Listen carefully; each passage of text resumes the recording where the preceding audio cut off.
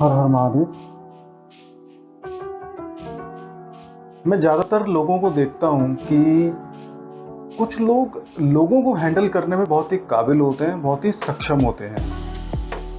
हालाँकि कुछ लोग जो होते हैं, जो उनके ऑपोज़िट होते हैं, वो लोगों को हैंडल करने में सही नहीं होते और लोक व्यवहार उनका मतलब ठीक-ठाक होता है, वो ढंग से इफ़ेक्टिवली लोगों के साथ डील नहीं कर पाते। तो अगर मैं पब्लिक डीलिंग की बात करूं या समाज में एक दूसरे के साथ एक इंटरेक्शन की बात करूं और एक दूसरे के साथ कैसे रहा जाता है, कैसे एक दूसरे के साथ बना के और समाज में एक स्मूथ तरीके से रिश्तों को कैसे निभाया जाता है, तो इसमें ज़्यादा कैटेगरीज नहीं है। इसमें दो ही कैटेगरीज मुझे नज़र आती है। एक उन लोगों की जो लोगों के साथ बना के चलते हैं, जो लोगों के साथ सही तरीके से बना के चलते हैं, लोगों के साथ वो अपने संबंध बना के चलते हैं, चाहे वो पर्सनल लाइफ हो, चाहे वो सोशल लाइफ हो, चाहे वो उनका एक प्रोफेशनल लाइफ हो, चाहे वो कहीं भी उनका संबंध हो, वो बहुत ही सही तरीके से लोगों के साथ बना के चलते हैं। एक वो लोग होते हैं जो थोड़े से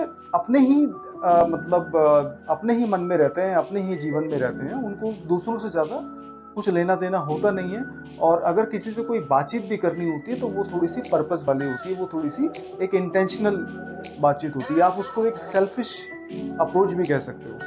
ठीक है, तो किसी ने मेरे से एक सवाल पूछा कि ऐसे क्यों होता है, क्यों लोग आपस में या तो बहुत ज़्यादा सेल्फिशली एक्ट करते हैं या फिर वो थोड़ा सा आउट ऑफ हम्बल जाके लोगों से अप्रोच करते हैं। तो कुछ लोग क्यों लोगों से इतना रिश्ता बनाने में कामयाब हो जाते हैं और वो लोग नेचुरली ऐसे होते हैं, और कुछ लोग क्यों आपस में क्यों लोगों से इतना बातचीत नहीं कर पाते और क्यों इतने अंदर ही अपने अंदर रहते हैं, बहुत ही ज़्यादा इंट्रोवर्ट टाइप होते हैं। तो मैं आप लोगों को बताना चाहूँगा, जो लोग खासकर दूसरों से बहुत अच्छा रिश्ता बना के रखते हैं, तो वो थोड़े से होता क्या है कि वो इमोशनली थोड़े से मैच्योर होते हैं, और जो लोग अपने आप में अंदर ही रहते हैं वो थोड़े से इमोशनली कम मैच्योर होते हैं। इमोशनली मैच्योर लोगों का एक बहुत अच्छा फ़ायदा होता है कि वो लोगों से रिश्ते बनाने में बहुत जल्दी कामयाब हो जाते हैं और बहुत ज़्यादा स्टेबल भी होते हैं। तो वो होता क्या है कि उन ऐसे लोगों को इमोशंस या इमोशनल जो लैंग्वेज होती है, जो इमोशनल पार्ट होता है जीवन का, जो भावनात्मक हिस्सा होता है जीवन का, वो बहुत ही सही तरीके से इस्तेमाल करके वो लोगों के साथ संबंध बनाए रखते हैं और उसी के साथ साथ उसी के दौरान या उन्हीं संबंधों की वजह से उनके जीवन की जो जो उनका जीवन हो वो चलता रहता है। उसके ऑपोजिट एक वो कैटेगरी होती है उन लोगों की जो भावनात्मक तौर पे लोगों से कम जुड़े होते हैं। उनको लोगों की भावनात्मक कनेक्शन से या भावनात्मक जुड़ाव से कोई ज़्यादा फर्क नहीं पड़ता।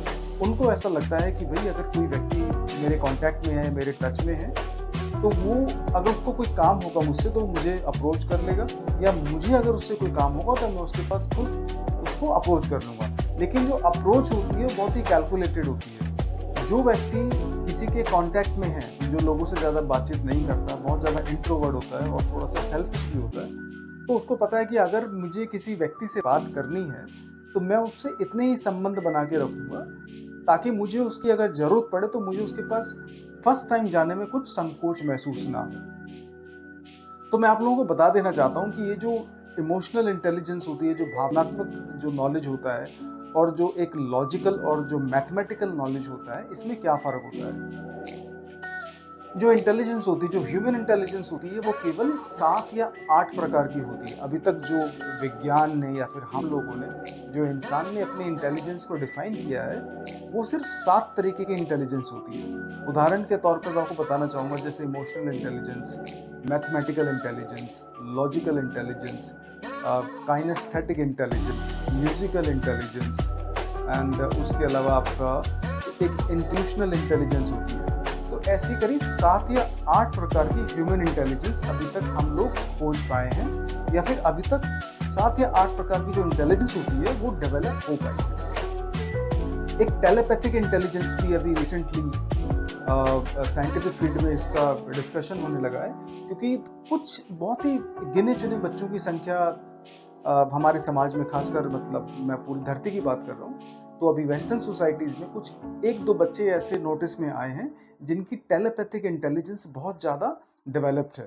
टेलीपैथिक इंटेलिजेंस क्या होती है वो कभी बाद में डिस्कस कर सकते हैं हम लोग। तो 6 या 7 या मैक्सिमम 8 प्रकार की इंटेलिजेंस होती है, और कोई भी व्यक्ति 2 या 3 लेवल के इंटेलिजेंस या 3 तरह के इंटेलिजेंस से ज़्यादा इंटेलिजेंस वो डेवलप नहीं कर सकता।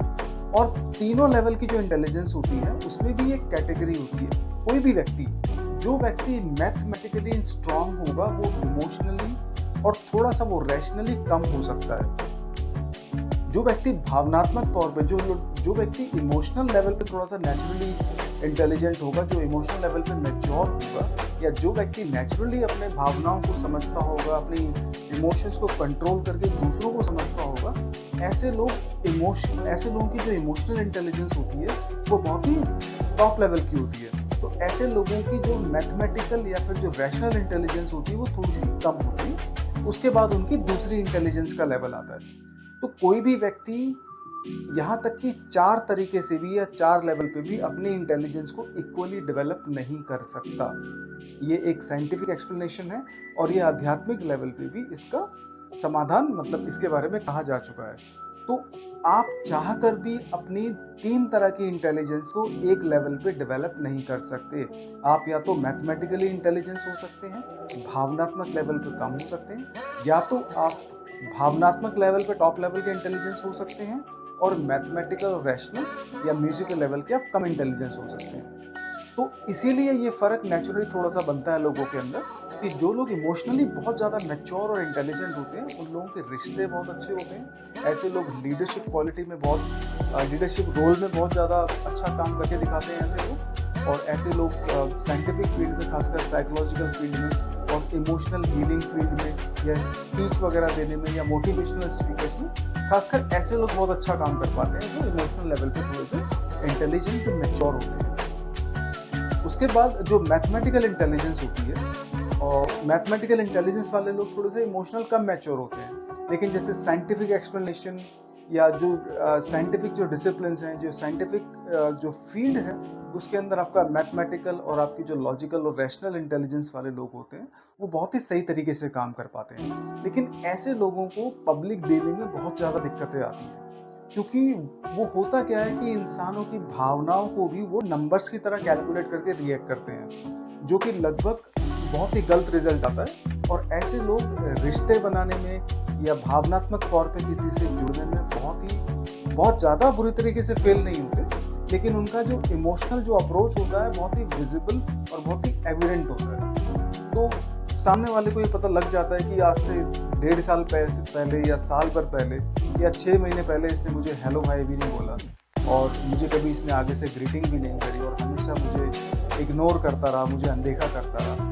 आज अचानक इसने मुझे गुड मॉर्निंग का मैसेज भेजा है, मुझे सुबह इसने हेलो हाय बोली है ऑफिस में, या आज इसने कुछ पहली बार कुछ ऐसा किया है जो इससे एक्सपेक्टेड नहीं था। तो ये बहुत ही बनावटी दिखता है।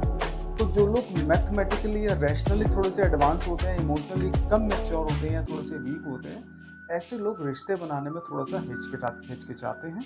और ऐसे लोग थोड़ा सा जो जो पीपल इंटरेक्शन की जो फील्ड होती है, जो लोगों को मैनेजमेंट करके जो फील्ड होती है, लोगों के साथ व्यवहार बनाने की, उसमें थोड़ा सा ये कम होते हैं। इन दोनों लेवल के अलावा अगर हम जैसे तीसरा लेवल या फिर तीसरी इंटेलिजेंस की बात करें, एक होती है जैसे काइनेस्थेटिक इंटेलिजेंस। काइनेस्थेटिक इंटेलिजेंस का मतलब होता है आप अपने शरीर को, अगर मैं उदाहरण सिंपल दूं तो जितने एथलीट्स होते हैं जो अपने शरीर को बहुत सही लेवल पे फ्लेक्सिबल बना के ओलंपिक्स के अंदर कुछ अच्छा करते हैं, और शारीरिक ऊर्जा या शारीरिक मतलब व्यायाम के बाद, एक्सरसाइज के बाद वो कुछ अच्छा करके दिखाते हैं, तो उसे कहते हैं काइनेस्थेटिक इंटेलिजेंस। तो काइनेस्थेटिक इंटेलिजेंस जिस बंदे की या जिस पर्सन की बहुत ज़्यादा हाई लेवल पे डेवलप होगी, तो उसकी इमोशनल इंटेलिजेंस और लॉजिकल इंटेलिजेंस उसी लेवल से कम होगी। तो कुल मिला के ऐसा होता है कि एक व्यक्ति चाहकर भी अगर बहुत ज़्यादा अगर मेहनत करे, तो 2 इंटेलिजेंस लेवल से ज़्यादा तीसरे लेवल की इंटेलिजेंस वो नहीं डेवलप कर पाता। और इन दोनों में से भी आप किसी एक इंटेलिजेंस लेवल पे टॉप लेवल पे ले जा सकते हैं। जो सेकंड लेवल की इंटेलिजेंस है वो थोड़ी सी निचले स्तर पे आ जाती है। तो टॉप लेवल पे आप बहुत अच्छे मैथमेटिशियन हो सकते हैं, तो हो सकता है कि आप रिश्ते बनाने में बहुत कमज़ोर हों। एल्बर्ट आइंस्टाइन इसका बहुत अच्छा एग्जाम्पल है।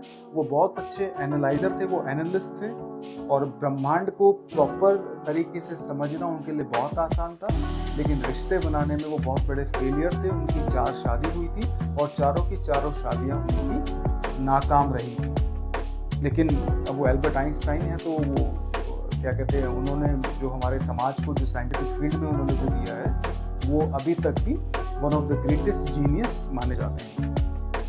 तो वो उनकी एक अलग बात है, लेकिन उदाहरण ये इसका है कि वो एक नेचुरली इंटेलिजेंट बॉर्न थे, मैथमेटिकल इंटेलिजेंस भी बहुत अच्छे लेवल पे उनकी बनी हुई है। तो होता क्या है कि आप टॉप लेवल पे सिर्फ एक ही इंटेलिजेंस को डेवलप कर सकते हो, जो आपकी जो नेक्स्ट जो इंटेलिजेंस लेवल होगी वो थोड़ी सी कम होगी। उसके अलावा और जो दूसरी इंटेलिजेंस आप डेवलप करने की कोशिश करोगे वो और कम होगी। तो होता क्या है कि इसलिए लोग जो थोड़े से स्ट्रिक्ट और मैथमेटिकल होते हैं वो रिश्ते कम बना पाते हैं, और जो लोग थोड़े से जो इमोशनली मैच्योर होते हैं वो रिश्ते अच्छे बना पाते हैं, लेकिन वो मैथमेटिकली थोड़े से कमजोर होते हैं। यही कारण होता है कि 2 कैटेगरी में खासकर हम लोगों को डिवाइड कर लेते हैं समाज के अंदर, रिश्ते बनाने में और रिश्ते ना बनाने में। ऐसा नहीं कि जो मैथमेटिकली स्ट्रांग है वो रिश्ते नहीं बनाना चाहता, वो रिश्ते बनाना चाहता है, लेकिन इमोशंस की भाषा उसको थोड़ी सी कम समझ आती है। तो वो दुनिया को भी उसी नज़रिए से देखने की कोशिश करता है जैसा वो खुद एक मैथमेटिक्स पॉइंट ऑफ व्यू से सोचने की कोशिश करता है। लेकिन मैथमेटिक्स और भावनाओं में और इमोशंस में ज़मीन आसमान का फ़र्क है। इमोशंस की दुनिया में 1 और 1 3 भी हो सकते हैं, 1 और 1 4 भी हो सकते हैं। मैथमेटिक्स की दुनिया में 1 और 1 2 हो सकते हैं, या 1 और 1 11 हो सकते हैं। लेकिन वो मैथमेटिकल कैलकुलेशन होती है, जो कि इमोशनल कैलकुलेशन से बिल्कुल ऑपोजिट होती है और बहुत अलग होती है। तो कृपया करके इमोशंस को इमोशंस की तरह ही देखें, और जो रैशनैलिटी है, जो मैथमेटिक्स है, उसको अलग तरीके से देखने की कोशिश करें, और उसी तरीके से समाज में अपना जीवन बिताएं। हर हर महादेव।